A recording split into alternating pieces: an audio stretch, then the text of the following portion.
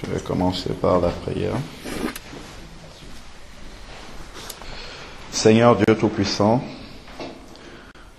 Père, nous te remercions encore, Seigneur, de ce que tu es au contrôle de cette soirée, Seigneur, cette nuit. Nous te rendons grâce, Seigneur, pour tout ce que tu as accompli déjà au milieu de nous, Seigneur, depuis le début. Même si nos sens ne nous renvoient pas, Seigneur, ce que tu as fait déjà, nous savons que tu as fait de grandes choses. Parce que, Seigneur, ta parole nous dit que tu sièges au milieu des louanges de tes enfants. Et nous savons aussi, Seigneur, comme ta parole nous le dit, là où 2 ou 3 sont réunis, Seigneur, en ton nom, tu es présent, Seigneur. Nous savons que tu étais là et que tu es toujours là. Et que là où tu es, Seigneur, il se passe toujours quelque chose. Et nous avons foi, Seigneur, Dieu Tout-Puissant, que tu as accompli de grandes choses ce soir, Seigneur, Père. Éternel, nous ne voulons pas être incrédules devant ta parole, Seigneur Dieu. Ce que nos yeux ne voient pas encore, Seigneur, nous savons que nous le verrons s'accomplir, Seigneur, dans les vies de toutes les personnes qui étaient ici, Seigneur, qui sont là encore en ce moment, Seigneur. Père, nous voulons te remettre toute la suite encore, Seigneur, entre tes mains. Père, nous te prions d'être au contrôle, de nous garder attentifs, Seigneur Dieu Tout-Puissant, à tout ce que tu es en train de nous communiquer, Seigneur, ce soir, et que nous gardions surtout, Seigneur Dieu Tout-Puissant, tout ce que tu nous donnes, Seigneur, ce soir, afin que nous puissions le fructifier, Seigneur Dieu, avec l'aide de ton Saint-Esprit. Père, nous te prions de bénir maintenant la méditation de ta parole, Seigneur, et tout ce qui va suivre, Seigneur Dieu, au nom de Jésus-Christ. Amen. Amen. Alors, donc on va lire la parole de Dieu dans Acte 9. Donc, la dernière fois, on avait vu le baptême dans le Saint-Esprit. On s'était attardé sur le baptême dans le Saint-Esprit, mais on avait vu un petit peu le cheminement de Jésus, du Seigneur, comment est-ce que Jésus est entré dans son ministère. Et on a dit que, en résumé, on a dit en fait que si on veut avoir le modèle par excellence, le modèle parfait, il faut observer comment Jésus a cheminé sur cette terre. C'est ça qui est notre modèle. Nous savons que Jésus était le serviteur parfait de Dieu. Et si nous voulons être des serviteurs selon le cœur de Dieu, nous devons suivre le modèle de Jésus. Et on a vu que le Seigneur est passé d'abord par le baptême d'eau, par immersion. Donc nous tous, nous devons commencer par là. On a vu déjà même avant ça qu'il est né, c'était dans Luc 1, 35 il me semble, que Jésus est né par la puissance du Saint-Esprit. Donc il est né sans péché, par la puissance du Saint-Esprit survenant sur Marie, et puis il est né sans avoir été contaminé par le péché originel. Et on a dit que ça, pour nous, ça correspond à la nouvelle naissance. Donc Jésus, lui, sa nouvelle naissance, si on peut le dire ainsi, entre guillemets, c'était dès sa naissance normale, physique. Donc pour nous, ça commence par la nouvelle naissance. Donc la nouvelle naissance est le point de départ.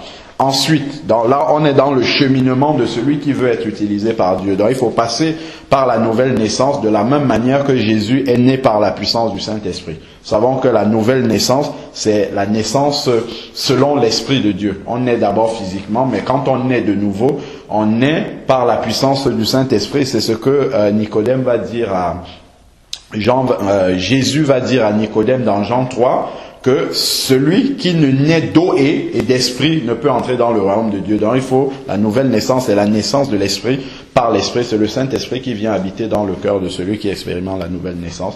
Donc c'est la première étape. Ensuite, on a vu que Jésus est passé par les eaux du baptême. Donc nous aussi, nous devons passer par les eaux du baptême d'eau par immersion. Pendant le baptême, on a vu la colombe descendre sur lui, qui est le symbole du baptême dans le Saint-Esprit.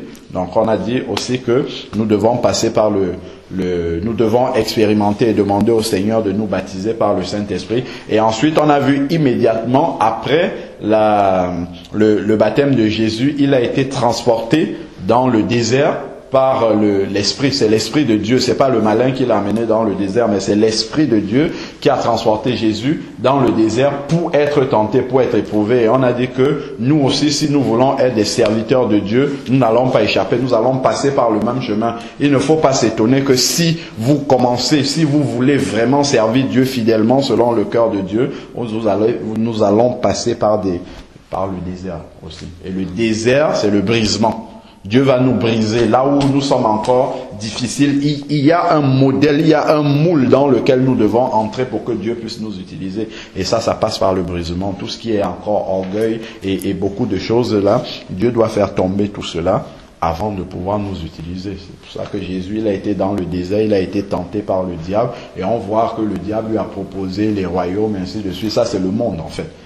Dieu doit enlever le monde de nous pour pouvoir nous utiliser maintenant, parce que c'est quand tu es hors du monde spirituellement, j'entends par là, dans ton cœur, quand le monde est sorti de ton cœur, à ce moment-là, tu deviens quelqu'un qui est disponible, que Dieu peut utiliser à la gloire de son nom, pour être un ouvrier fidèle.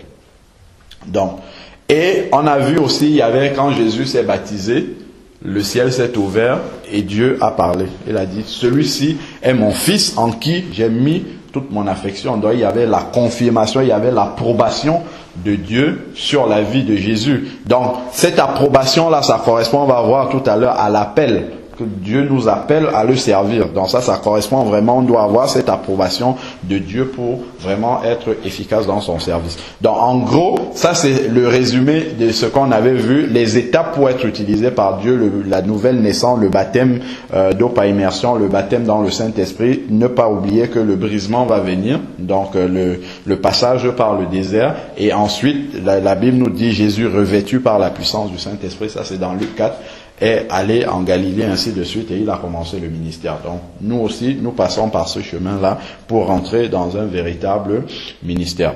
Voilà. Et après, on avait développé l'aspect baptême dans le Saint-Esprit. Donc, on va rester un petit peu dans le même ordre d'idée, dans Acte 9. On va regarder comment Saul s'est converti, Saul qui est devenu Paul, comment il s'est converti, et on va essayer de voir un peu comment ce que Dieu attend de celui qu'il veut utiliser à son service. On va essayer de voir dans ces textes-là ce qui peut nous être utile aussi, ce que nous pouvons prendre comme modèle si nous voulons servir le Seigneur selon son cœur. Alors, je lis dans Acte 9 au verset 1. Cependant, Saul, qui respirait encore la menace et le meurtre, je vais commenter au fur et à mesure, je ne vais pas lire et y revenir par la suite.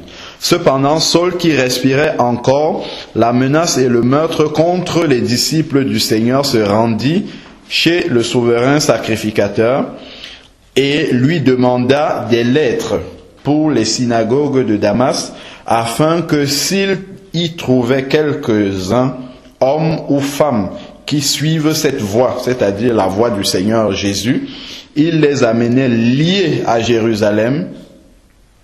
Voilà. Donc déjà, juste ici, donc on sait tous que Saul de Tarse, c'était un pharisien, il aimait le judaïsme et il pratiquait à la lettre. Et on voit ici que ce n'était pas un juif passif. C'est-à-dire qu'il avait cette religion-là, le pharisaïsme, si je peux le dire ainsi, mais il n'était pas simplement passif, il faisait ce qu'on lui demandait de faire, mais il prenait les initiatives. C'est-à-dire que pour lui, le christianisme, en fait, c'était un adversaire à sa religion. C'était un adversaire pour le judaïsme, selon lui, hein, j'entends par là. Et il n'est pas resté passif comme ça, à se dire, ah bah tiens, il y a une nouvelle religion qui va venir prendre des membres de notre religion et moi je vais rester comme ça. Non. Il a pris des initiatives, il est allé voir les souverains sacrificateurs, il a demandé des lettres pour aller à Damas afin de pouvoir arrêter des hommes et des femmes pour qu'ils ne continuent pas à propager cette nouvelle religion, entre guillemets, qu'était le christianisme en train d'arriver. Donc déjà, puisque nous savons que Dieu va utiliser Saul de Tarse, même comme Saul faisait des choses qui n'étaient pas bien, c'est-à-dire qu'aller persécuter les chrétiens et tout, on voit que c'était pas quelqu'un de passif. C'était quelqu'un d'actif. Même dans le mauvais, il était actif. Donc Dieu avait déjà vu en lui quelqu'un qui se lève pour faire, pour agir pour le Seigneur. Donc comprenons déjà que le Seigneur va toujours utiliser des personnes qui sont actives, des personnes qui peuvent prendre des initiatives pour le Seigneur. Même s'il prend dans le mauvais sens. Ici, là, ce qu'il faisait, ce n'était pas selon la volonté de Dieu, mais Dieu a vu son cœur. Il était dans le mauvais. On peut commencer à faire quelque chose pour le Seigneur. On le fait mal, on ne fait pas ce que le Seigneur veut qu'on fasse, mais on a commencé à faire quelque chose. On a envie de faire quelque chose. On a pris une initiative pour faire quelque chose. Et le Seigneur va venir dire, bon, maintenant, ce que tu fais, c'est pas ça qu'il faut faire, mais tu fais déjà. Donc, hop, je vais te montrer maintenant ce qu'il faut réellement faire. Mais celui qui est assis comme ça, qui est passé, il y avait plein de pharisiens qui n'ont jamais rien fait et nulle part on ne voit leur nom dans la Bible comme étant des personnes que Dieu a utilisées. Donc Dieu a vu que Saul, c'était quelqu'un qui prenait les initiatives. Alors, on continue, verset 3. Comme il était en chemin et qu'il approchait de Damas, tout à coup, une lumière venant du ciel resplendit autour de lui. Verset 4. Il tomba par terre et entendit une voix qui disait, Saul, Saul, pourquoi me persécutes-tu? Il répondit, voilà l'attitude de Saul. Saul qui est tombé, qui a vu cette lumière-là jaillir, quand la voix lui dit, Saul, Saul, pourquoi me persécutes-tu? Qu'est-ce qu'il répond? Il dit, qui es-tu, Seigneur? Et le Seigneur dit, moi, je suis Jésus que tu persécutes. Il te serait dû de regimber contre les aiguillons. Tout tremblant et stupéfait, il dit, Seigneur, que veux-tu que je fasse? Vous avez vu le pharisien qui venait pour arrêter les chrétiens ici. Il venait pour faire une mauvaise action. Mais il venait dans cet esprit d'initiative parce qu'il voulait préserver sa religion juive. Il ne voulait pas que quelqu'un s'attaque à cela. Et quand la lumière jaillit et qu'il entend la voix de Jésus, il ne commence pas à dire, bon, non, moi je vais faire. Qui es-tu, Seigneur? Et que veux-tu? Déjà dans le qui es-tu, Seigneur, ça veut dire que il comprend qu'il y a un Seigneur. Il comprend que ce sont les directives du Seigneur qu'il faut écouter. Qui es-tu, Seigneur? Le Seigneur se présente et ensuite la bonne attitude. Que veux-tu que je fasse? Il aurait pu dire, bon, je suis en train d'aller à Damas faire... Il dit, que veux-tu que je fasse? C'est-à-dire qu'il est disposé, quand il entend la voix du Seigneur, de s'arrêter net et de faire maintenant ce que Dieu lui demande de faire. Donc, on peut avoir cette initiative de commencer quelque chose pour le Seigneur, et quand le Seigneur nous parle, qu'on ait cette attitude de Saul, net, on s'arrête, Seigneur, que veux-tu que je fasse? Parce que c'est ce que tu vas me dire que je veux faire. Je ne veux pas faire ce que j'avais prévu faire. Il avait son calendrier pour aller arrêter les chrétiens de Damas, mais il a cette attitude-là où que veux-tu que je fasse? Seigneur. Et ça a touché le cœur du Seigneur. Il s'est arrêté. Que veux-tu que je fasse? Qu'est-ce que je dois faire maintenant? Maintenant que tu t'es révélé à moi, il y a aussi cette révélation personnelle là. Jésus s'est révélé personnellement à Saul de Tarse.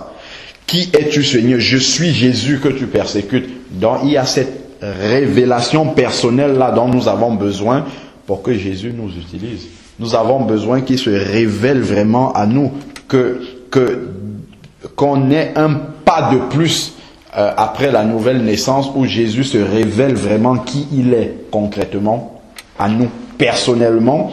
Et à ce moment-là, on peut commencer à travailler, on peut commencer à faire les choses pour ce Jésus-là que nous connaissons personnellement. Qui es-tu, Seigneur? Et donc, il va dire, que veux-tu que je fasse? Alors le Seigneur dit, lève-toi et entre dans la ville et l'on te dira ce que tu dois faire. Là encore, on a une autre leçon au service du Seigneur, que l'on peut retenir, c'est que le Seigneur ne dévoile jamais totalement comme ça l'œuvre à laquelle il nous appelle. C'est toujours par étapes. Un pas après l'autre. Le Seigneur va te dire, fais d'abord ça. Hop, tu vas faire. Quand le deuxième pied retrouve le premier pied, tu reviens à la case de départ. Le Seigneur te dit, ensuite fais ça. Le Seigneur ne va jamais, pour quelqu'un qui veut être utilisé par Dieu, te dire, bon alors, hop, je te donne la feuille de route. Tu vas d'abord commencer par faire ça, tu vas ouvrir une cellule de prière, tu vas prier pendant 6 ans, après tu vas devenir pasteur, après... Non, jamais, ça n'existe pas. Le Seigneur te donne d'abord, millimètre par millimètre, tu vas d'abord faire ça, entre dans la ville. Et à chaque millimètre que le Seigneur donne, il voit comment est-ce qu'on traverse ce millimètre-là, il teste. Et toute la suite du ministère qu'il va nous donner dépend de comment on s'est comporté dans le premier. C'est pour ça qu'il le fait par étapes. Et dans chaque étape, le Seigneur nous enseigne. Quand on fait le premier pas avec lui, il y a une série de leçons qu'il nous donne. Ces leçons-là nous seront utiles pour la suite. C'est comme ça qu'il faut toujours voir le ministère avec le Seigneur. Il donne toujours étape par étape. Alors, ensuite, que veux-tu? Bon, lève-toi, entre dans la ville. Bon, alors, les hommes, verset 7, les hommes qui voyageaient avec lui s'étaient arrêtés muets de stupeur. Ils entendaient la voix, mais ils ne voyaient personne. Saul se releva de terre et malgré ses yeux ouverts, il ne voyait rien.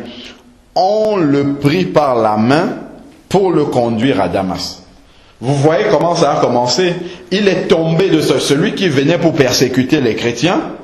Il tombe de son cheval, Jésus lui apparaît sous la forme d'une lumière et Saul tombe de son cheval. Donc déjà dans cette image-là, de tomber de son cheval, on voit déjà ce brisement-là. C'est-à-dire qu'il le fait tomber plus bas que son niveau. C'est-à-dire il tombe au sol, c'est déjà un brisement. Et ensuite il se lève et ce sont d'autres. Lui il était venu pour arrêter les gens, mais ce sont d'autres qui le conduisent dans la ville. Ça, déjà pour lui, c'est le début du brisement avec le Seigneur.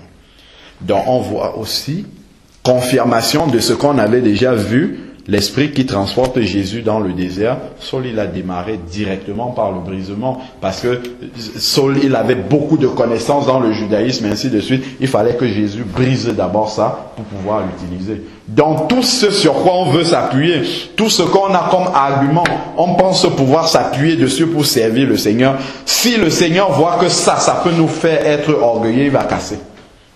Il va casser. Si on a des dons naturels, tout ça, qu'on pense que c'est à cause de ça que Dieu va nous utiliser, ou c'est grâce à ça que Dieu, il va casser.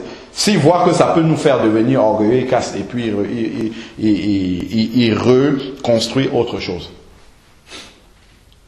Amen. Donc c'est cela qu'il faut voir. Donc Saul a commencé directement par le désert en tombant. Ensuite, or, il y avait à Damas un disciple du nom d'Ananias. Le Seigneur lui dit dans une vision, Ananias, regardez aussi le cas d'Ananias. Le Seigneur parle à Ananias dans une vision. Il répondit, me voici Seigneur. Voilà, le Seigneur parle à Ananias dans une vision. Regardons l'attitude d'Ananias, il dit, me voici Seigneur. Là, on a aussi une autre qualité de l'homme que Dieu utilise. C'est la disponibilité. Ananias était disponible. Il entend la voix du Seigneur. Il dit, me voici, je suis dit. C'est un peu le que veux-tu que je fasse aussi. C'est la disponibilité. Dieu va toujours, il vient dans une église, il y a plein de gens qui sont à l'église, mais Dieu va chercher les gens qui sont disponibles dans l'église pour travailler, parce que tout le monde est dans l'église, mais vous avez beaucoup de personnes qui, eux, ne peuvent accorder que 4 heures de temps ou 3 heures de temps le dimanche matin pour le Seigneur. Le reste du temps, il va qu'à d'autres occupations. Jamais de la vie, Dieu ne va venir prendre quelqu'un comme ça et se révéler. Jamais. Celui que Dieu... Mais les gens peuvent faire beaucoup de choses dans l'église, hein, mais c'est pas ça que Dieu voit. Celui que Dieu utilise vraiment puissamment à l'église et en dehors de l'église, c'est celui qui est vraiment disponible. Dieu sait que si je viens dire quelque chose à celui qui est assis là, il va le faire. Il va dire, me voici Seigneur, je suis disponible pour aller faire ce que tu me demandes. Mais si quelqu'un est occupé par autre chose, il ne va même pas entendre la voix de Dieu. On voit à la fois Saul qui a dit, que veux-tu que je fasse? Et Ananias qui a dit, me voici. C'est des gens qui étaient à l'écoute de Dieu. Au moins, ils pouvaient entendre la voix de Dieu. Mais quand on est occupé par de multiples choses, on n'entend même pas la voix de Dieu qui veut nous parler pour nous confier une mission. Et si Dieu est allé voir Ananias, c'est pas pour rien, c'est parce qu'il avait vu aussi en Ananias quelqu'un de disponible pour le servir. Donc la disponibilité, c'est essentiel au service de Dieu. Il faut être prêt à abandonner des choses, à laisser tomber certaines choses, à remettre les priorités dans sa vie et en mettant le service du Seigneur devant. Alors, lève-toi et va dans la rue appelée la droite et cherche dans la maison de Judas un nommé Saul de Tarse, car il prie. Voilà l'attitude de Saul. Saul est rentré dans la ville, et ainsi de suite, tiré par d'autres personnes, et il s'est mis à prier, à chercher la face de Dieu.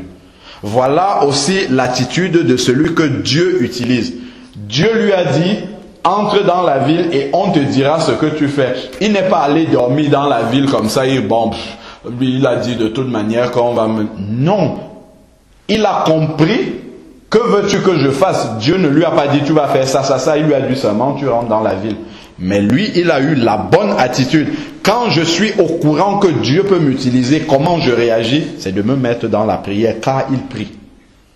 Et quand tu pries comme ça, alors Dieu envoie quelqu'un qui va venir te confirmer, ou Dieu t'envoie directement une vision, ou Dieu te parle à travers ce que tu lis, et ainsi de suite, pour te donner la mission.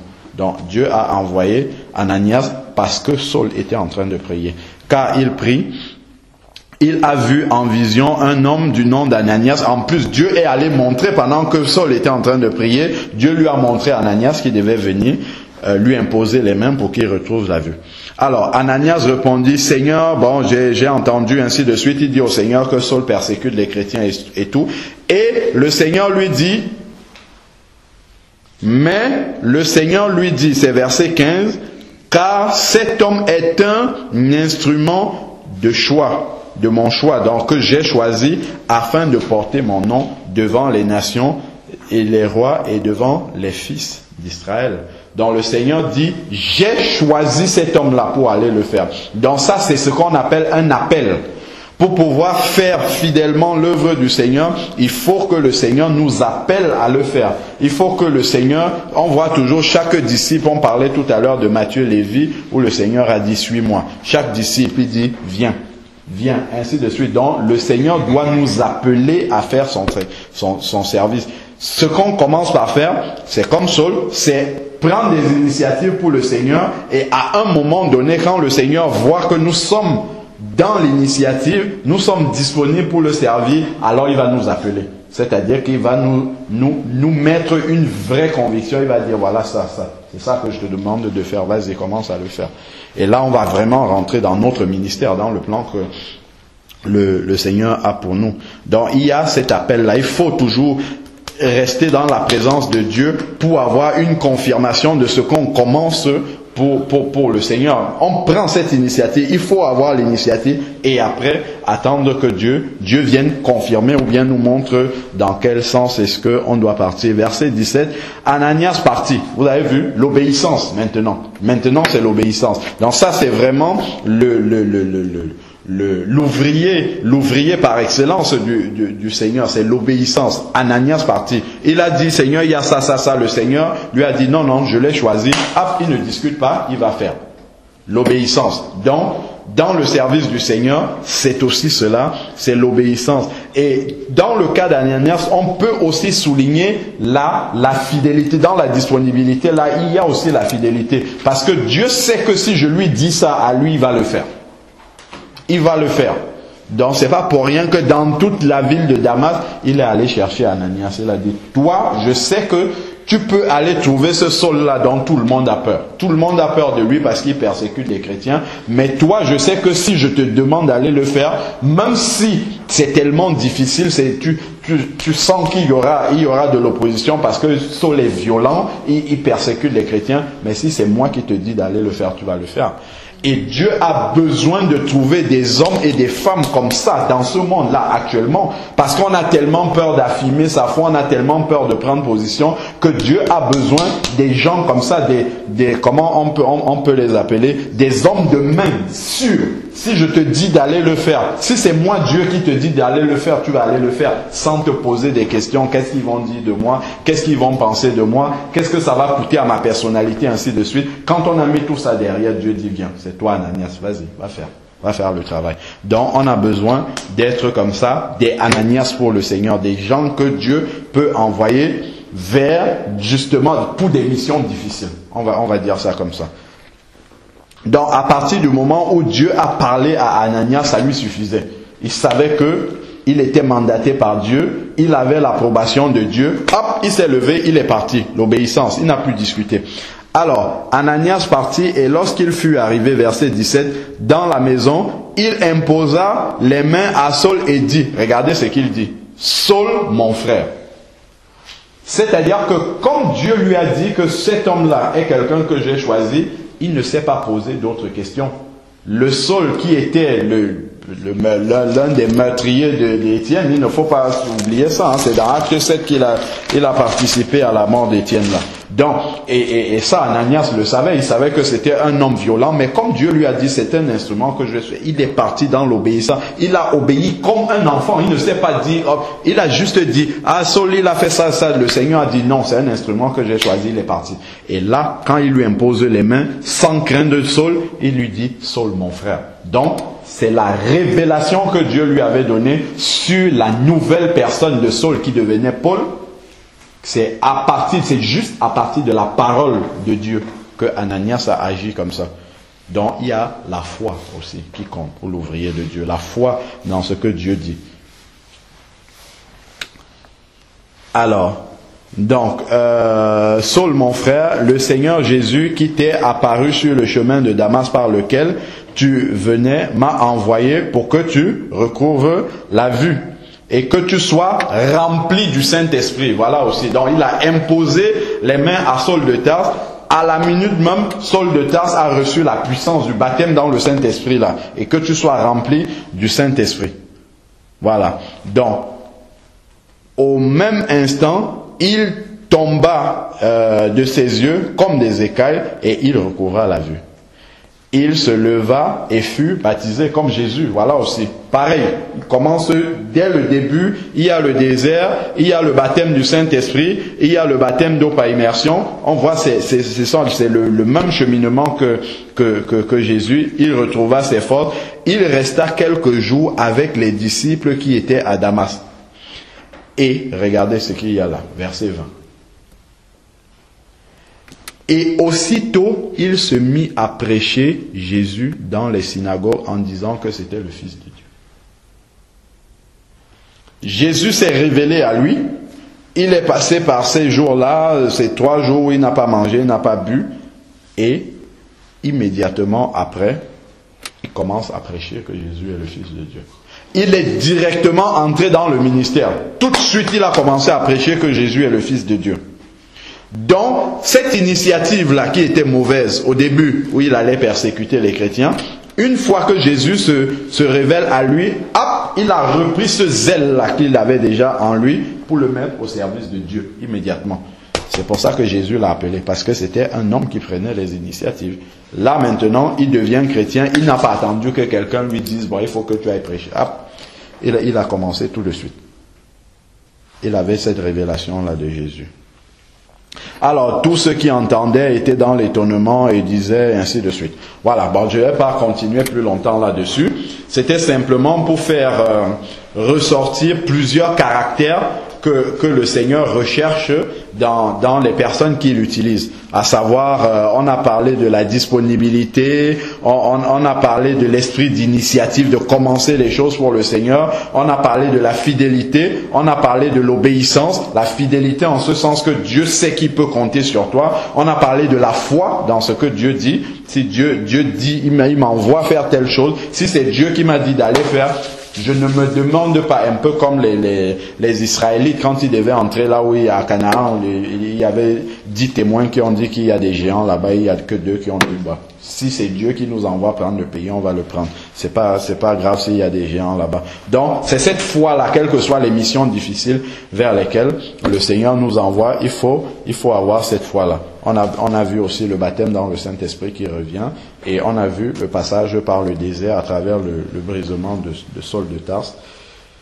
Voilà quelques-uns encore des attitudes qu'on peut dire en complément de ce qu'on avait vu la dernière fois, que Dieu utilise justement à son service. Bon, pour formaliser tout ça, ça c'est de la théorie.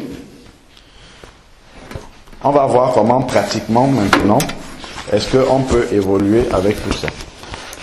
Alors, nous savons que le Seigneur dit dans sa parole, c'est dans Matthieu 28, tout pouvoir m'a été donné sur le ciel et dans le ciel et sur la terre. Allez, faites de toutes les nations des disciples, les baptisant au nom du Père, du Fils et du Saint-Esprit, et enseignez-leur à observer tout ce que je vous ai prescrit. Et voici, je suis avec vous tous les jours jusqu'à la fin du monde.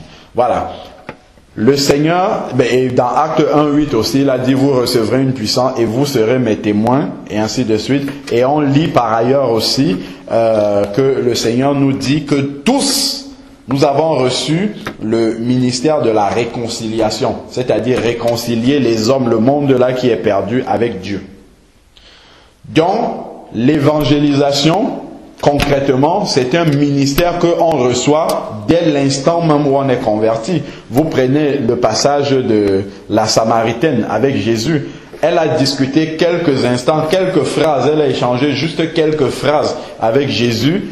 Juste à ce niveau-là, quand elle a eu la révélation que Jésus était le Christ, puisque Jésus lui a dit, tu as Saint-Marie et celui avec qui tu es maintenant n'est pas ton mari, il lui dit, je vois que tu es prophète. Après, finalement, elle a compris que Jésus était le Christ. Elle n'a même pas attendu que Jésus lui dise quelque chose. Elle est partie tout de suite sur la place du marché, dit, tiens, j'ai vu le Christ, il est là-bas, venez, je vais vous le montrer, ainsi de suite. Donc elle a commencé à évangéliser directement dans son village. Donc c'est la première chose, ça c'est un ministère auquel tout chrétien est appelé. En fait, c'est un ministère qui se greffe au ministère que le Seigneur va nous donner, ou alors le Seigneur peut nous faire approfondir ce ministère-là. Mais c'est un ministère que chaque chrétien doit avoir. Alors, donc récemment, nous avons fait la connaissance d'un frère dans le Seigneur qui s'appelle Marc Dia. Marc Dia, en fait, il a reçu du Seigneur, en fait, une vision dans laquelle, parce que quand il s'est converti, c'est un Français, il vit à Citrières, c'est en Auvergne là-bas.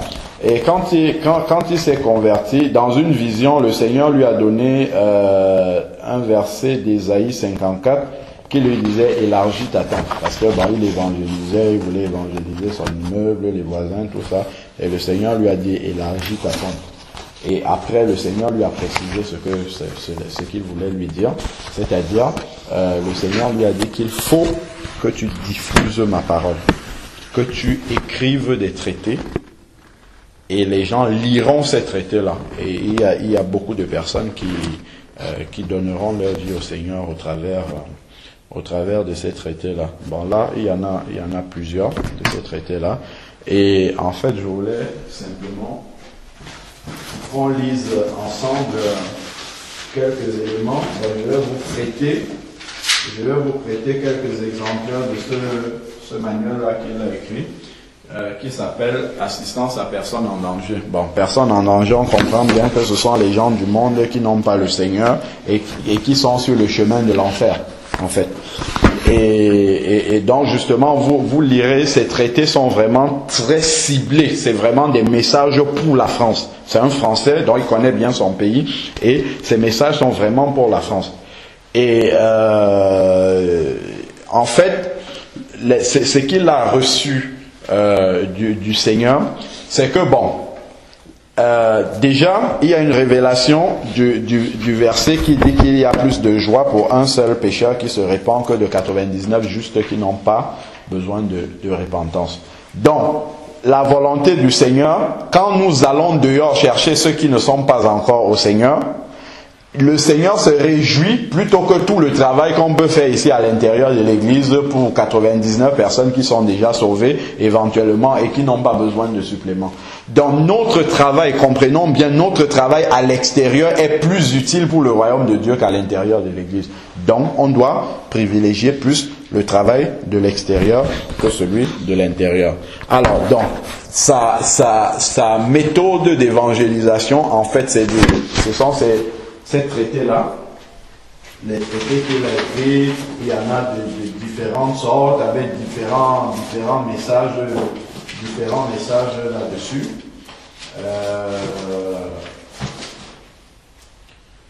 Je vais vous passer quelques-uns. On connaît un, deux, bref. Voilà, une petite idée. Voilà. Là, tu peux en prendre trois.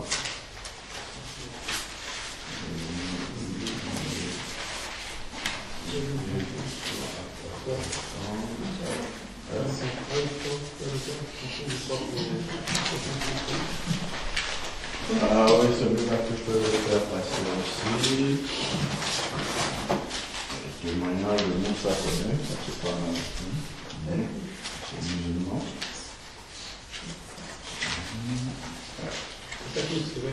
Hein?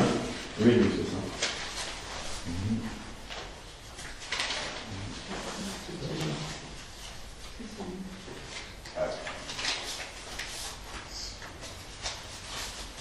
Voilà, bon. Il y en a sur plein d'autres sujets. Hein. On pourra voir ça tout à l'heure. Donc, en fait, le principe qu'il a reçu, c'est que lorsqu'on discute, on partage avec quelqu'un, on lui donne un passage de la Bible, tout ça, quand on évangélise les gens, généralement après on repart comme ça, mais les paroles s'envolent, les écrits restent. Et dans son livre, là, celui que vous avez entre les mains, Assistance à personne en danger, il prend un principe qui est tout simple. Il dit par exemple, vous voyez les grandes surfaces. Les grandes surfaces viennent nous atomiser nos boîtes aux lettres de pub. Et si elles n'ont pas arrêté jusqu'aujourd'hui, c'est parce que il y a bien, ça marche. Et elles n'ont pas arrêté de le faire jusqu'aujourd'hui. Pourquoi est-ce que nous, chrétiens, nous avons cette parole de Dieu là et nous la gardons à l'intérieur de l'église? Il fait une remarque qui est très simple, c'est que dans les églises, les non-chrétiens ne vont pas venir, sauf quelques-uns invités par des amis, mais les chrétiens, les non-chrétiens ne vont jamais venir écouter une prédication à l'église. Quand on organise des campagnes d'évangélisation, la plupart de ceux qui sont présents sont des chrétiens. Ce sont pas sur les sites internet, ce sont les chrétiens qui viennent dessus. Donc du coup, où est-ce que vous allez trouver les non-chrétiens? C'est dehors. C'est pas dans l'église. C'est dehors, c'est au travail, c'est partout où nous sommes. C'est là-bas que nous allons trouver des gens à évangéliser. Donc il part de ce principe-là. Et donc, quand tu discutes avec quelqu'un, en partant le sujet de ta discussion, si tu lui donnes un petit message, un petit traité comme ça, ça va lui permettre de garder une trace sur laquelle il pourra réfléchir, sur laquelle qu'il pourra garder après. Et il prend l'exemple d'un monsieur qui était sur son lit de mort, qui était sur le point de mourir, et qui appelle un de ses amis, lui dit: apporte la Bible, je sens que je suis en train d'aller en enfer, apporte la Bible, j'ai envie de donner ma vie à Jésus. L'ami apporte la Bible. Sauf que tu donnes une Bible comme ça à quelqu'un, tu lui dis, trouve alors le passage pour recevoir Jésus là tout de suite et être sauvé. Et le type est parti en enfer parce que l'ami ne retrouvait pas. Même si tu demandes à un chrétien, trouve tout de suite, si on a quelqu'un qui va mourir dans 2 minutes, trouve le passage pour lequel il doit être sauvé, avec lequel il peut être sauvé. Si le chrétien n'est pas très avisé, il ne va pas tomber directement sur le passage. Alors qu'un petit traité comme ça, il y a la prière de conversion dessus. S'il y avait eu un petit traité comme ça, la personne aurait peut-être été sauvée. Donc c'est sur des petits éléments comme ça qu'il s'appuie. Donc en fait, sa méthode d'évangélisation qu'il propose, qui est très intéressante, on va voir un peu les contours. Et il écrit des traités. Ce qu'il dit, c'est que nous pouvons avoir ces traités-là, Là où tu es, dans ton quartier, dans ta ville, dans ton village, ainsi de suite, tu prends un lot de ces traités-là, tu mets ça dans les boîtes aux lettres des gens. Donc les gens vont lire. Si tu croises des gens sur ton chemin, tu leur proposes de leur donner. Il y en a qui prennent, il y en a qui ne prennent pas. Et voilà. Tu balaies tout ton quartier comme ça, avec un traité. Tu laisses passer un peu de temps, tu rebalais avec un autre traité. Et les personnes avec lesquelles tu peux engager une conversation, il faut pas hésiter. En fait, ça te permet de commencer la conversation avec les gens et ça te permet justement de leur présenter l'évangile. Donc moi, je l'ai lu, ça m'a vraiment parlé, en fait, sa méthode d'évangéliser, et j'ai commencé à le mettre en application. Et moi, avant, je me faisais beaucoup d'idées, en fait, sur l'évangélisation, sur les gens qui sont dehors, sur la manière de réagir des gens. En fait, j'anticipais et j'avais beaucoup d'appréhension sur la manière. Je me disais, bon, quand les gens voient les traités qui parlent de Dieu, bon, c'est même pas la peine, ils ne vont pas prendre. Curieusement, on a été avec une sœur de l'église, déjà deux samedis à la gare de Champigny.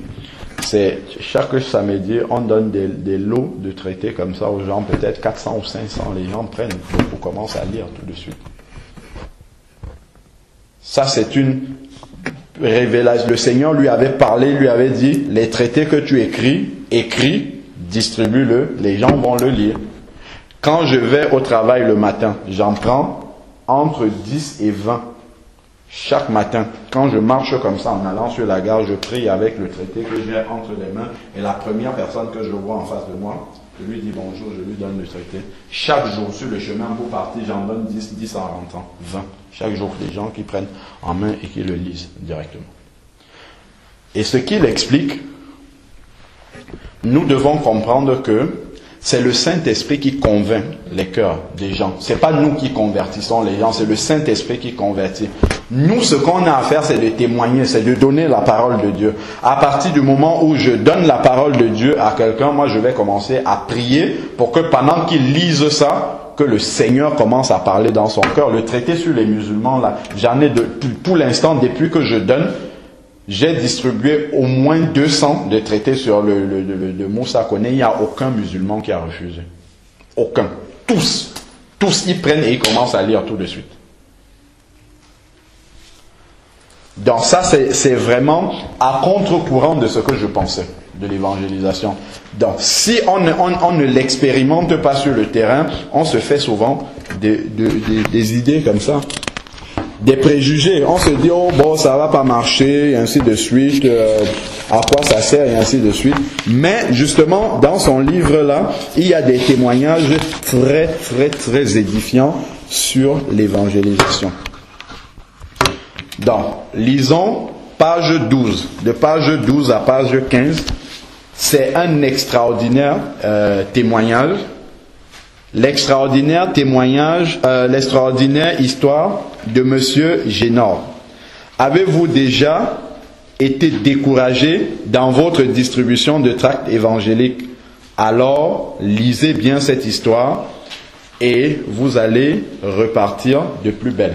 Moi, je sais que avant, ce que je faisais, quand j'avais un traité comme ça qui me tombait entre les mains, quand je regardais les gens, je commençais à calculer, je commençais à prier.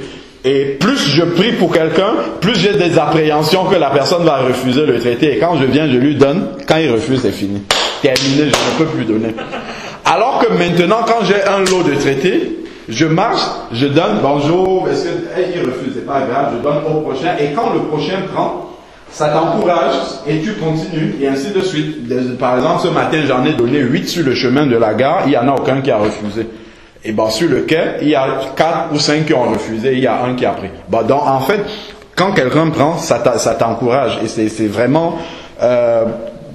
en fait, c'est quelque chose qu'il faut expérimenter, quoi. Quand tu es vraiment sur le terrain et que tu vois quelqu'un prendre la parole de Dieu, tu te dis, potentiellement, c'est quelqu'un qui peut recevoir quelque chose par ce traité-là. Alors, il dit... Tout a commencé il y a plusieurs années dans une église baptiste à Crystal Palace, dans le sud de Londres. À la fin du culte du dimanche matin, un homme s'est levé à l'arrière et a levé sa main et dit « Excusez-moi, pasteur, puis-je partager un court témoignage ?» Le pasteur a examiné sa montre et dit « Vous avez 3 minutes. » L'homme a commencé son histoire. Il y a pas longtemps que j'habite ici. Auparavant, je vivais à Sydney, en Australie. Il y a quelques mois, je visitais de la famille et j'ai été marcher dans George Street, une rue du quartier des affaires de Sydney. Un étrange petit homme aux cheveux blancs est sorti de l'embouchure d'une porte et m'a mis un tract dans la main et m'a dit « Excusez-moi monsieur, êtes-vous sauvé? Si vous mourrez ce soir, irez-vous au ciel ?» Voilà. Le papa, il sort de... Ah, si vous mourrez ce soir, est-ce que vous irez au ciel? Et il donne le traité. J'ai été stupéfait par ces mots. Personne ne m'avait jamais dit ça. Je l'ai remercié avec courtoisie, mais pendant tout le chemin du retour vers Londres, cette rencontre m'a travaillé l'esprit. J'ai appelé un ami et je remercie Dieu parce qu'il était chrétien et il m'a conduit à Christ. Les baptistes aiment beaucoup les témoignages comme celui-là. Tout le monde a applaudi et accueilli chaleureusement cet homme dans l'assemblée. Le pasteur baptiste a voyagé à Adélaïde, en Australie, la semaine suivante. Et 10 jours plus tard, pendant un séminaire de 3 jours, dans une église baptiste à Adélaïde, une femme est venue à lui pour quelques conseils. Il lui a demandé « Comment avez-vous rencontré Jésus ?» Elle a répondu « Je vivais à Sydney. Il y a quelques mois, j'ai été visiter des amis à Sydney et faire quelques achats de dernière minute à George Street. Un étrange petit homme aux cheveux blancs est sorti d'une porte et m'a offert un dépliant et a dit « Excusez-moi madame, êtes-vous sauvée si vous mourrez ce soir, irez-vous au ciel ?» J'ai été perturbé par ces mots. Lorsque je suis arrivé à Adélaïde chez moi, je savais qu'il y avait une église baptiste dans mon quartier. Je suis allé voir le pasteur et il m'a conduit à Christ. Je suis maintenant chrétienne. Le pasteur de Londres est devenu maintenant très perplexe. Deux fois en 2 semaines, il avait entendu les mêmes témoignages. Il a ensuite pris l'avion pour prêcher dans une église Mount Pleasant à Perth. Lorsque sa série d'enseignements fut terminée, le responsable des anciens de cette église l'a amené déjeuner et il lui a demandé comment il a été sauvé. J'ai grandi, c'est le responsable qui raconte, j'ai grandi dans cette église depuis l'âge de 15 ans. Je n'ai jamais eu une réelle relation avec Jésus. J'avais suivi le mouvement comme tout le monde en raison de mes capacités d'entrepreneur. J'ai eu une place prépondérante dans l'entreprise. Je suis allé faire un voyage d'affaires à Sydney il y a 3 ans. Un vilain petit homme aux cheveux blancs est sorti de l'embouchure d'une porte dans la George Street et m'a accosté par une question. « Excusez-moi monsieur, êtes-vous sauvé si vous mourrez ce soir, irez-vous au ciel ?» J'ai essayé de lui expliquer que j'étais ancien de l'église baptiste, mais il ne voulut rien savoir. Tout au long de mon chemin de retour vers Perth, j'étais très irrité, espérant être rassuré par mon pasteur. Je lui racontais mon histoire, mais ce dernier, contrairement à mon attente, donna raison au vieil homme et m'expliqua que je devais absolument rencontrer Jésus. C'est ainsi qu'il me conduisit à Christ il y a 3 ans et que je peux maintenant dire que je suis sauvé. Le pasteur revint de nouveau à Londres et peu de temps après, il vint faire une conférence dans l'assemblée de Keswick, dans le Lake District. Alors, il raconta ses témoignages. À la fin de la conférence, 4 anciens pasteurs s'avancèrent et racontèrent que 25 ans plus tôt, la même expérience leur était arrivée. Ils avaient fait la même rencontre avec le petit homme au même endroit qui leur avaient posé la même question. Ils avaient reçu le même tract et avaient été sauvés à la suite de cela. Le pasteur partit la semaine suivante pour les Caraïbes. Regardez jusqu'où il va. Pour les Caraïbes, et au cours d'une conférence, rendit les mêmes témoignages. Au terme de la réunion, 3 missionnaires s'avancèrent et expliquaient que 20 ans plus tôt, ils avaient été sauvés de la même façon, au même endroit, avec le même homme, la même question et le même tract. Le pasteur poursuivit son voyage d'évangélisation à Atlanta, en Géorgie, pour une réunion avec 1000 aumôniers de navires. La responsable de ces aumôniers invita le pasteur à dîner. Le pasteur lui demanda comment il était devenu chrétien. Cet homme lui raconta: j'étais matelot sur un navire de guerre et je menais une vie de débauche. Nous faisions alors des manœuvres dans le Pacifique Sud. Nous avions fait escale à Sydney et tous les soirs, nous faisions la Java. Un soir complètement sous, je me trompais de bus et je me trouvais dans la George Street. À ce moment, je crus voir un fantôme. Un homme se dressa devant moi et me remettant un traité, il me posa cette question: matelot, es-tu sauvé? Iras-tu au ciel si tu meurs cette nuit? La crainte de Dieu me saisit immédiatement. Je fus instantanément dégrisé pour regagner en courant le navire. Là, je suis allé voir l'aumônier qui m'a conduit à Christ. Je suis maintenant responsable de 1000 aumôniers qui essaient à leur tour de gagner des âmes au Seigneur. 6 mois plus tard, le pasteur se rendit en Inde, cette fois-là, pour une conférence avec 5000 missionnaires. À la fin de la conférence, le dirigeant invita le pasteur pour un repas. Le pasteur demanda également à son hôte comment il était devenu, comment il avait rencontré Jésus. Le missionnaire hindou lui raconta: j'ai voyagé à travers le monde comme diplomate, j'ai séjourné en Australie à Sydney. Un jour, comme j'avais été faire des courses à la George Street, un petit monsieur aux cheveux blancs m'accosta et me donna un tract me demandant poliment: excusez-moi monsieur, êtes-vous sauvé? Irez-vous au ciel si vous mourrez? Je remerciais beaucoup cet homme, mais cette question ne me laissa pas en paix. De retour dans ma maison natale, je suis allé voir le prêtre hindou. Celui-ci, ne pouvant m'aider, me conseilla de m'adresser à la mission chrétienne située au bout de la rue. Le jour même, le missionnaire me conduisit à Christ et j'abandonnai l'hindouisme immédiatement. Je suis maintenant moi-même missionnaire et j'ai la responsabilité de tous ces missionnaires que j'ai déjà conduits qui ont déjà conduit au moins 100 000 personnes à Christ. Vous voyez le facteur multiplicateur? Il distribue juste des tracts, il y a une personne qui se convertit et derrière il y a des millions de personnes qui se convertissent. 8 mois plus tard, le pasteur londonien se rendit à Sydney pour prêcher. Là-bas, il s'enquérait auprès du pasteur baptiste de l'existence de cet énigmatique petit monsieur aux cheveux blancs qui distribuait des tracts dans la George Street.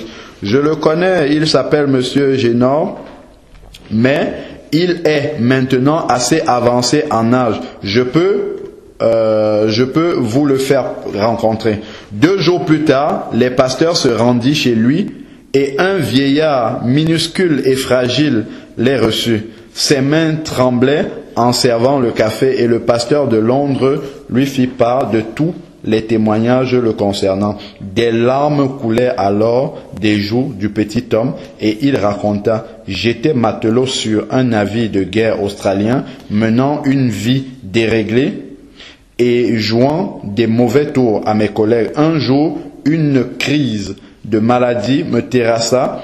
Un de mes compagnons avec qui je n'avais pas été très gentil m'aida à me relever et me conduisit à Christ. Ma vie changea du tout au tout. J'étais si reconnaissant envers Jésus que je promis de lui rendre témoignage chaque jour. que je promis de lui rendre témoignage chaque jour à au moins 10 personnes. Voilà l'engagement qu'il a pris avec le Seigneur. De rendre témoignage chaque jour à au moins 10 personnes. À ma retraite, j'étais venu prendre place chaque jour dans la George Street où je rencontrais des centaines de gens pendant les 40 ans où j'ai fait cette activité. Je n'ai pas vu une seule personne se donner à Christ. Le monsieur n'a jamais vu quelqu'un se convertir pendant 40 ans, mais il n'a pas arrêté de distribuer au moins 10 tracts chaque jour. Et tous ces témoignages-là se sont passés et sont revenus à lui.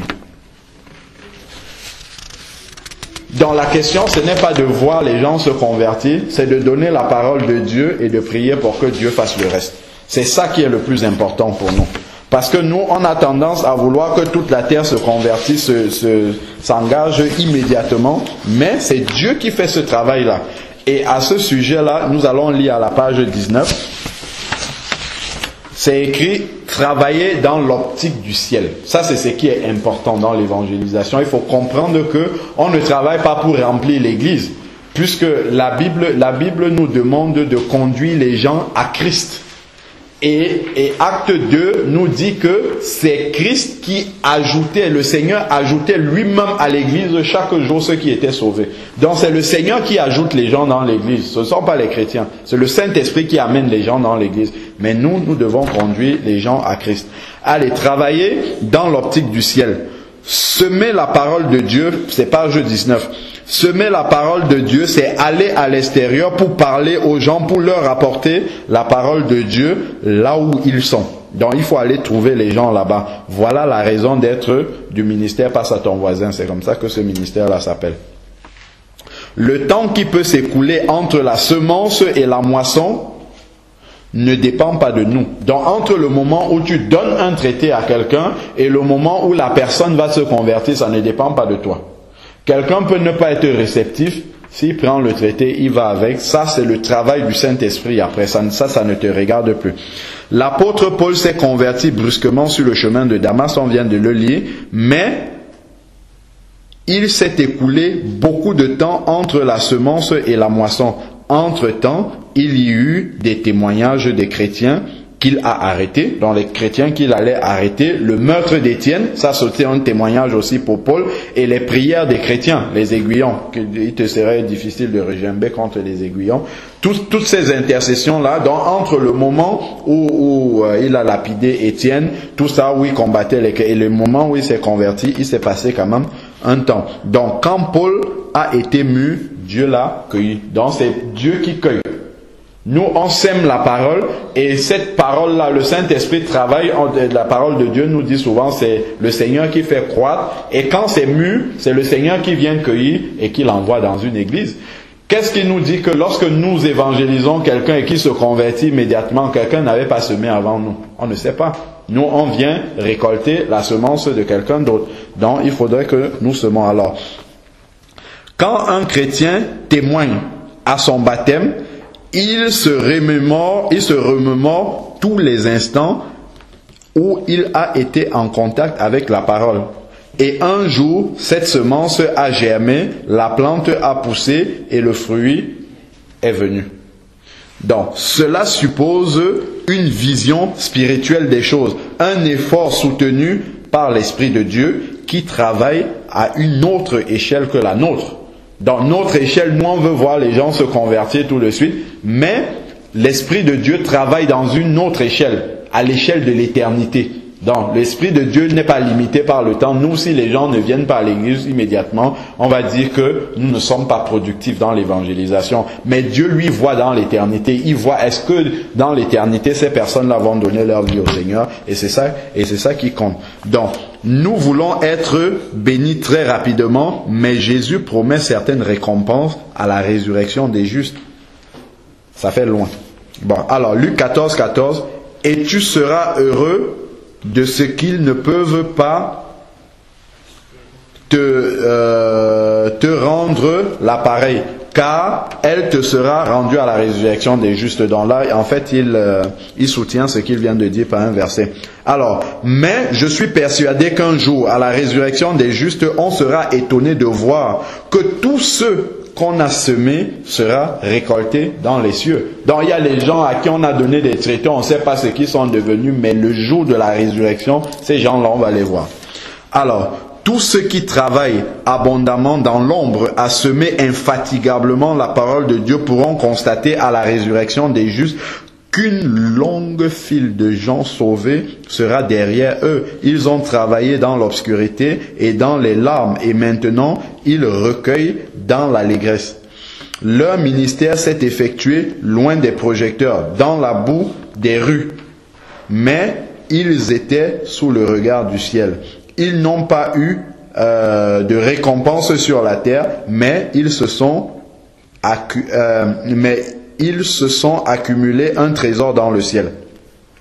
D'autres, au contraire, seront dans la confusion et constateront qu'ils ont déjà leur récompense sur la terre et qu'ils n'ont rien là-haut. Souvent, quand on travaille à l'église, on a la reconnaissance de l'église, des frères, tout ça, des sœurs, et ainsi. C'est ça qui est déjà la récompense terrestre, mais dans le ciel, on n'aura plus rien puisqu'on a reçu tous les honneurs sur la terre. Alors que lorsqu'on travaille dans l'ombre comme ça, c'est dans le ciel qu'on reçoit tout ce que le Seigneur nous a mis de côté. Alors, mes amis, nous ne sommes pas là pour accumuler des bénédictions terrestres, mais pour peupler le ciel des gens sauvés. Nous ne serons pas là pour passer de bons moments sur la terre entre chrétiens. Voilà ce que nous faisons. Nous sommes tout le temps dans l'église, entre nous, entre chrétiens.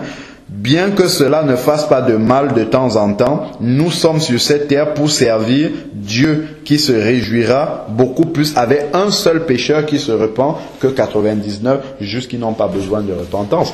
Donc, Dieu pouvait, lorsque on se convertit, paf, il te fait mourir directement, tu montes au ciel si on n'avait rien à faire. S'il nous laisse sur la terre, c'est parce que il y a plein de personnes sur la terre qui ne sont pas encore sauvées et qui ont besoin de notre intercession. Moi, je vous encouragerai à lire aussi de la page 24 à la page 30. Il donne tous les freins à l'évangélisation, ce qui nous décourage souvent. Je ne vais pas lire dans le détail, je vais juste citer les raisons.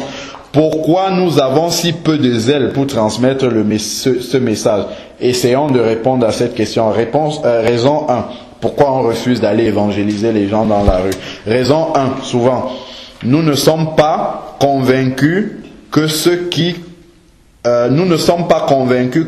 ne croient pas sont perdus. Donc souvent, on voit des gens dehors, on sait qu'ils ne sont pas chrétiens, mais nous ne sommes pas convaincus qu'ils sont perdus. On se dit que bon, il y a quand même une solution pour eux, ainsi de suite. Bon, il donne les versets. Raison 2, nous avons honte de l'évangile.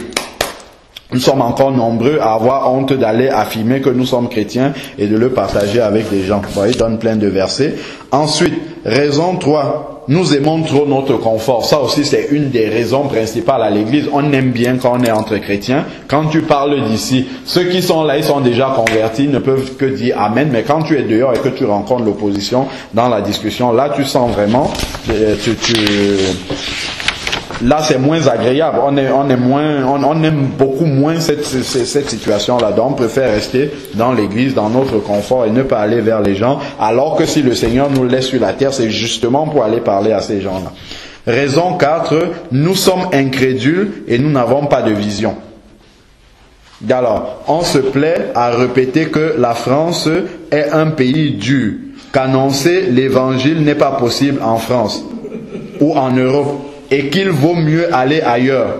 C'est même ce qu'on fait ici à l'église. On préfère aller annoncer l'évangile en Haïti alors que les gens, les voisins qui sont là ne sont pas convertis. Moi je l'ai dit dimanche ici, on va à 8000 km alors que les Portugais ici ne sont pas convertis. À quoi ça sert? On est à côté de la plaque. Je crois qu'il a dit dans un chapitre que l'église est à côté de ses chaussures. Il dit, et vous serez mes témoins à Jérusalem. Jérusalem, c'est où? C'est le premier qui est là à la porte.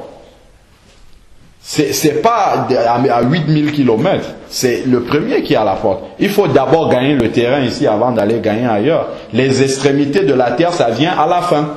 C'est faire les choses dans l'ordre du Seigneur. On est là dans nos quartiers, il y a plein de musulmans partout, on va chercher les gens avec des milliers de kilomètres, il y a plein de musulmans, il faut déjà commencer par eux. Alors, Pourtant, c'est la France, voilà ce qu'il dit. Pourtant, c'est en France que tu habites. Et c'est ici que Dieu te demande d'annoncer l'évangile. La terre promise, c'est ici. Et il faut un esprit positif pour la conquérir. Bon, raison 5. On est trop occupé dans l'église. Voilà, plein de trucs qu'on aime organiser, plein de trucs entre nous, plein de fêtes entre nous. Mais en attendant, il y a la moisson du Seigneur qui pourrit dehors. Et ça ne nous intéresse pas. Raison 6. On n'y va pas car personne n'y va. Souvent, on ne va pas évangéliser parce que personne ne va le faire à l'église. Et il donnait un exemple, je crois, c'est dans ce passage-là, où il dit qu'il y a, je crois, un prédicateur qui demande à une église,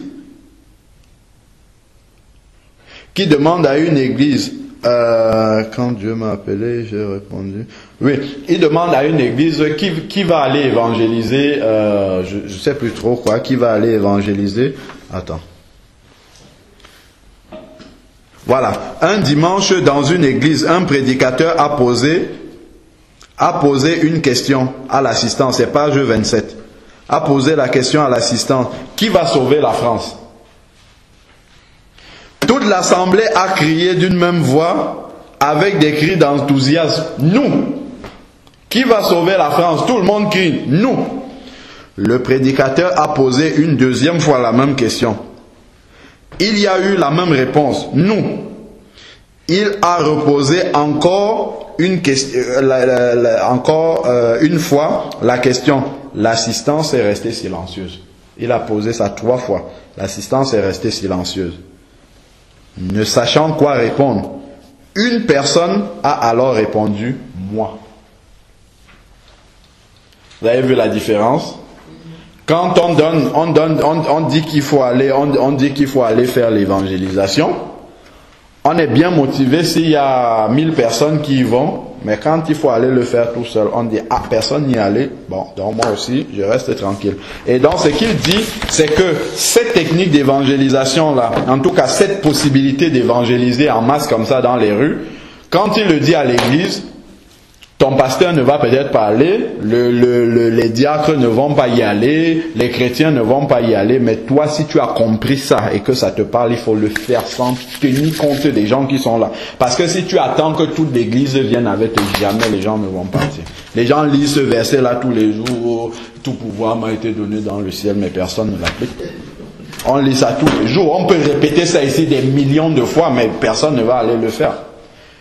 Mais on va se moquer des témoins de Jéhovah. Alors que eux, au moins, ne serait-ce que sur ce truc-là, ils font la volonté de Dieu. Sauf qu'ils répandent le mensonge. Et nous avons la vérité, nous ne la répandons pas. Alors, raison 5, nous sommes complexés. Bon, il y a plein de raisons là pour lesquelles nous sommes complexés alors que nous avons la vérité. Et la raison 6, j'ai essayé mais ça ne marche pas. Alors, il explique. Je pense que c'est vraiment très important de se pencher dessus et de réfléchir. J'ai quelques... Moi, quand j'ai lu sa brochure du début à la fin, ça m'a complètement... Ça m'a réveillé parce que je me suis dit, tiens, tu peux être dans l'église, tu fais ce qui est bien dans l'église, mais est-ce que vraiment c'est ce qui réjouit le plus le cœur du Seigneur? Le Seigneur aime bien qu'on prêche à son assemblée, qu'on fasse évoluer les chrétiens, mais est-ce que c'est ça qui est le plus important?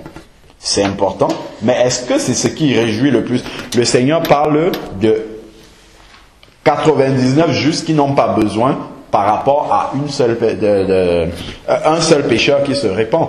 Dans le fait d'être dehors à évangéliser, sachant que pas beaucoup de chrétiens ne sortent évangéliser, quand le Seigneur peut trouver un au moins qui dit, ok, je ne regarde pas ce que les autres font, moi j'ai lu que c'est écrit dans la Bible, je vais aller le faire, Dieu va t'encourager. C'est sûr que Dieu va t'encourager parce qu'il y en a très peu qui vont prendre ces initiatives-là. Les gens sont toujours des suiveurs. Ils attendent. Si par contre le pasteur dit ici, allez, hop, demain, évangélisation, tout le monde va suivre. Mais une fois que le pasteur va s'arrêter de faire, personne ne va plus prendre l'initiative individuelle. C'est pour ça qu'il ne faut pas suivre la masse. Il faut faire ce qu'on lit dans la parole de Dieu. Moi, je lis que c'est écrit, c'est tac, moi je veux le faire. Je le fais parce que c'est écrit dans la parole de Dieu. Si tout le monde le fait, tant mieux. Mais si tout le monde ne le fait pas, je vais le faire quand même parce que le Seigneur demande que ça se fasse. Et bien compter sur les résultats que le Seigneur nous promet derrière. Ne pas se dire que c'est nous qui allons convertir les gens, nous contenter de témoigner, de partager ce qu'on a à partager avec les gens. C'est sûr qu'au début, quand tu donnes un tract à quelqu'un, tu as de l'appréhension. La pire des choses qui puissent t'arriver, c'est que la personne refuse. Au-delà de ça, c'est tout. Et la personne refuse, tu vas bien donner à quelqu'un d'autre. Et plus justement tu le fais, plus cette crainte-là s'en va. Amen. Seigneur Dieu Tout-Puissant, nous te bénissons encore, Seigneur. Merci pour cette parole abondante que tu nous as donnée, Seigneur Dieu. Nous te bénissons encore, Seigneur, pour éternel Dieu, cette porte, ce rappel que tu nous donnes, Seigneur, concernant l'importance, la clé même, Seigneur Dieu Tout-Puissant, de ton Église, qui est le ministère de l'évangélisation. Père, nous te prions de nous donner, de le prendre au sérieux, Seigneur, parce que nous savons que tu veux que nous commencions, Seigneur, vraiment à faire des choses, et tu vas venir à notre secours, tu vas venir nous accompagner, et tu vas nous aider à le faire, Seigneur, comme tu veux que nous le fassions, Seigneur Dieu. Nous sommes là, nous voulons simplement obéir à ta parole. Merci, parce que tu mets sur notre chemin, Seigneur, des frères que tu as appelés, Seigneur, dans ce ministère pour nous montrer, pour nous donner des techniques, des méthodes de comment commencer, Seigneur, le travail de masse, parce que nous savons, comme tu l'as déjà annoncé dans ta parole, que la moisson est abondante, Seigneur, mais il y a peu d'ouvriers, il n'y a pas de chrétiens dans les rues, Seigneur Dieu Tout-Puissant. Mais nous n'avons pas envie, Seigneur, de regarder à la masse, mais nous avons envie d'être ce reste fidèle-là, Seigneur, qui descend pour annoncer ta parole, Seigneur, dans la rue, pour distribuer des tracts, pour annoncer, Seigneur, à ceux qui veulent bien entendre, Seigneur, le message de l'évangile. Parce que nous savons, Seigneur, nous avons parlé tout à l'heure de l'enlèvement. Nous savons que ça sera le chaos, Seigneur Dieu Tout-Puissant. Nous allons peut-être sauver nos vies, Seigneur, mais pour tous ceux qui nous entourent, Seigneur, nous savons que aujourd'hui nous pouvons encore faire quelque chose parce que tu as mis la vérité entre nos mains, Seigneur, et nous voulons leur apporter cette vérité-là, Seigneur, afin que ceux que tu peux appeler, ceux qui peuvent être sauvés, ceux qui peuvent ouvrir leur cœur, Seigneur, que ce jour-là, ils ne soient pas dans la confusion, qu'ils puissent aussi, Seigneur, être enlevés dans ta présence au nom de Jésus-Christ. Amen.